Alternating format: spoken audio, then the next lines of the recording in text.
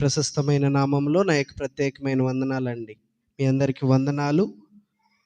ప్రియ దైవ జనాంగమా, ఇది అత్యంత విలువైన సమయము. ఎందుకంటే దేవుని మాటలు ఎంతో విలువైనవి.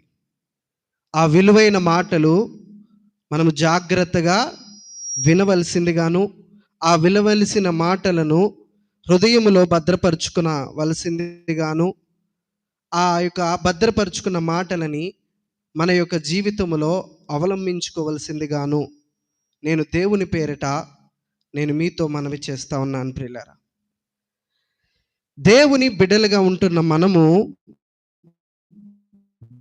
పట్ల అనేది ఈ రాత్రికాల సమయంలో మనల్ని మనం పరిశీలన చేసుకోవాలి. దేవుని పట్ల నమ్మకమైన వారిగా,